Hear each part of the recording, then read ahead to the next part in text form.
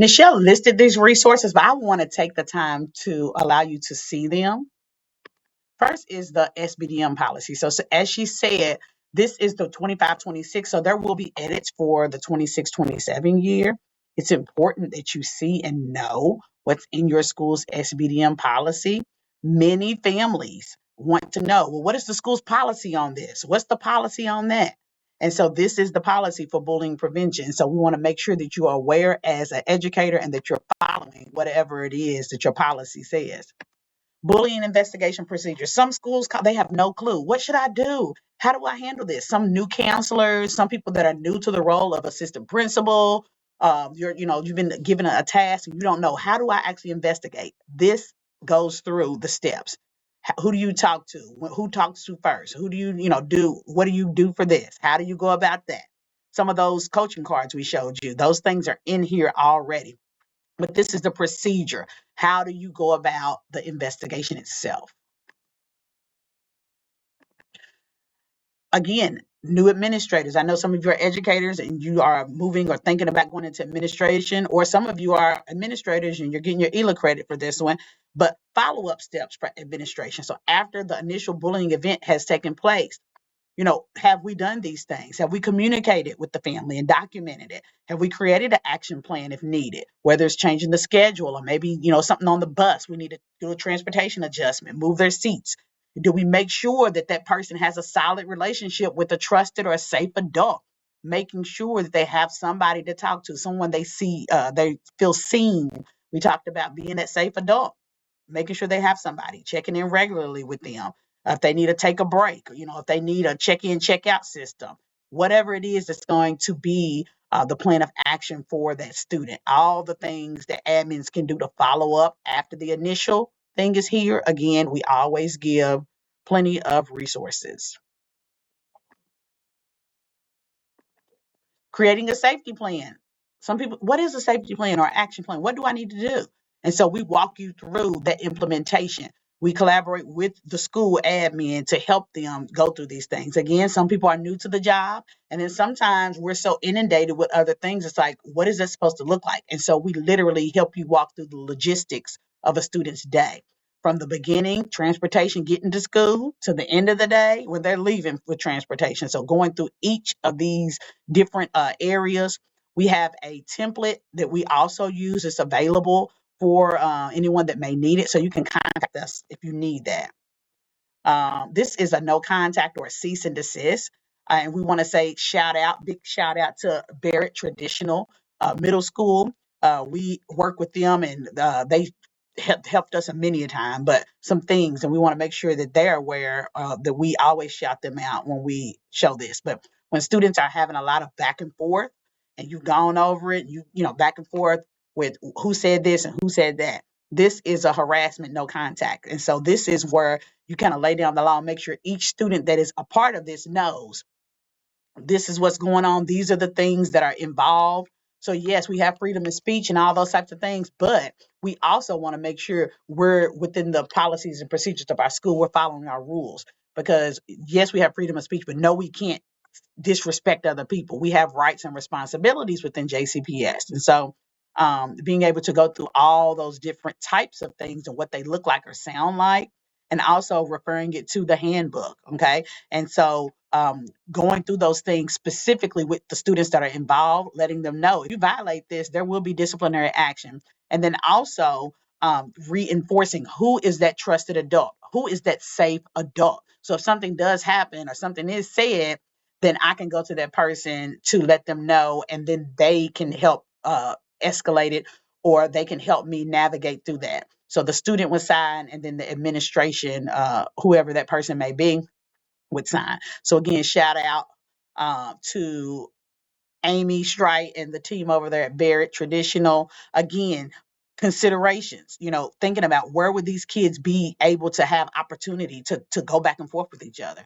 And so sometimes we need this, sometimes we don't, but being able to go through all those things in order to support the students that are involved. Parent brochure. Um, Very simple. but ways I can help protect my child against cyberbullying. Sometimes it's what they don't know. We have apps for all sorts of things. We have the app for the app. We have app for our systems at home. We have apps to look in at our kids and see what they're doing, at home and visually. We have Netflix for what they're watching, and we can do all those things. But we can actually also look at some of the apps to help with what's going on with our students' phones, our social media, monitoring their online time, giving some restrictions, giving some boundaries as to the things that they can and cannot watch, or the ratings of the things, or how much social media time are they having. All those things can be seen in these types of apps. So these are some great monitoring apps. Um, and these are some different tips for students as far as cyberbullying on one side, and then just in general bullying on the other side. And these are things that can help insulate your child, talking to your child about the things, helping to teach them to be assertive and not aggressive, and being able to build up those social skills. And so, again, these are things that are there for you. And again, QR codes, sometimes it's easy to just get on there with your phone and take a picture of it and pull it up. This is the prevention playbook. And just a shout out to our team. We did another professional development specifically for this, going through all of these sections and going through the different parts of the prevention playbook. But this is a resource as well. And so if you'd like to, there's another PD out there for you, another hour of credit for looking specifically into the prevention playbook and all of the different resources that are here. Character Strong resources. Character Strong is the SEL Tier 1 curriculum that JCPS backs and has already paid for. I'm not going to go through all of this, but I wanted to show you that this takes you directly to your Character Strong website. You can log in with your JCPS information. All schools, all JCPS schools have Tier 1 for Character Strong, elementary, middle, and high. It's paid for, it's taken care of up and through the 26-27 school year. Some schools may have Tier 2 or Tier 3 support. So be sure that you go and look. There's so many things within Character Strong. And lastly, I know I pointed you to this earlier in the presentation, the website to where you can go into JCPS's compliance page. It had the picture of the Central High School football team with that arrow pointing to the red icon with the white, the red icon with the white exclamation point. It said incident reporting platform. So when you go in, this is what it actually looks like. This is our incident reporting platform.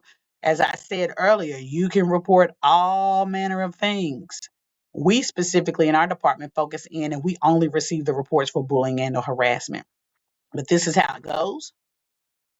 You begin a report, it'll start asking you questions, and you go through answering those questions. When you get finished, it will give you a access code, and you use that access code with the email that you entered in order to come back if you need to follow up. If you don't want to type it and you want to file a report, you can call this 888 number. Again, you can always call the number. It's 24/7. Right now, it is only as far as multiple languages that do speak Spanish. And we're working right now to get a vendor that does do multiple languages. And so, again, as you finish up, we receive these cases if they're specifically for bullying and or harassment, and we get them escalated to the assistant superintendent's office and also to the principal of the school that, whoever that is reporting. So if a student's having problems at, for example, McFerrin, that was the school I was at, we would send it directly to the McFerrin principal. So they receive it directly, as well as the office that it comes out of. So whether it's zone 1 office, zone 2, 3, middle school, I know they're going to be changing the names. It's going to be the regional offices. So they'll go directly to those representatives. So we're all on the same page and getting those things taken care of. Again, just note they are investigated at the school level first. We always give the school a chance to investigate and do their thing. If the family or whatever is not satisfied, then we jump in, or we can come in, like she told you earlier, being impartial, having that impartial investigation. So again, I wanted to take time to go through these resources that Nichelle pointed out to you.